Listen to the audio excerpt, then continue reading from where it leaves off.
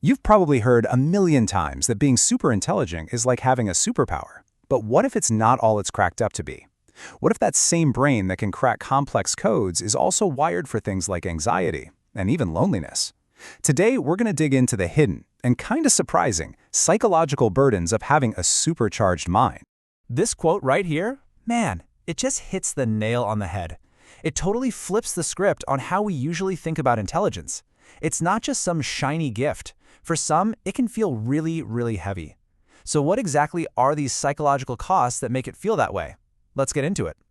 So it really boils down to three big things. Three fundamental psychological costs that can turn high intelligence into a real challenge. And these aren't just little personality quirks, They can seriously shape your whole life. Let's start with the first one, which might be the most common. The first burden is something I like to call the curse of clarity. This is an anxiety that comes from seeing the big picture, maybe a little too clearly. We're talking about seeing all the cracks in the system, how fragile the world can be, and all the risks that come with just, being alive. Okay, so let's be super clear about what we mean. This isn't about stressing over your bills or a deadline at work. No, this is a deeper, constant awareness of those bigger, unsettling truths. It's the feeling that you can't just unsee the problems, the potential disasters, all the complex stuff that most people seem to just tune out. So where does all this anxiety come from? This slide boils it down to two perfect words: stronger anticipation.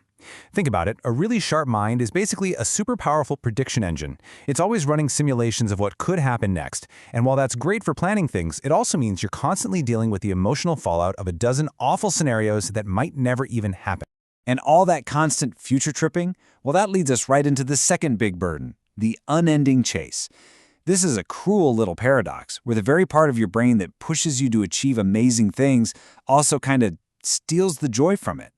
So what's the default setting for a brain like this? You'd think it would be, chilling out. But nope. It's always on the hunt for the next problem. The second you solve something, the brain doesn't stop to celebrate. It just goes, okay, cool, what's next? This makes any real, lasting satisfaction feel almost impossible to grab onto. And this cycle here, this is the whole game. Now look closely at step 3. It doesn't say joy or happiness. It says momentary relief. The reward isn't actually enjoying the solution. It's just getting a quick breather before your mind latches on to the very next puzzle. It's a chase that never, ever ends. All this constant thinking and problem solving can lead to our final burden. And this one might be the toughest of all. We're talking about cognitive loneliness. And this has nothing to do with being by yourself physically. It's that deep, isolating feeling of being mentally alone, even when you're in a room full of people. This really gets to the core of it. It's that feeling when your thoughts, your jokes, your worries, they just seem to be on a completely different frequency from everyone around you. You try to explain something you find fascinating, and you just get blank stares back. It's like trying to explain your favorite song to someone who can't hear music. This just lays it all out, doesn't it? You can literally be the life of the party, surrounded by friends and family, laughing, having a good time. But inside, it feels like you're behind a wall of soundproof glass. You can see everyone, but you can't truly deeply connect. It's a profound kind of loneliness that comes from feeling like nobody really sees the world the same way you do. So, we've walked through three really deep burdens: the anxiety of seeing too much, the dissatisfaction of always chasing the next thing, and the loneliness of feeling misunderstood. When you put it all together, it paints a much more complicated picture of what high intelligence is really like. It definitely suggests we need to think about it in a new way. All right, so let's just quickly run through them again. We've got existential anxiety, because you see risks others don't. Chronic dissatisfaction, thanks to a brain that never stops solving problems. And cognitive loneliness, the struggle to find people who are on your wavelength.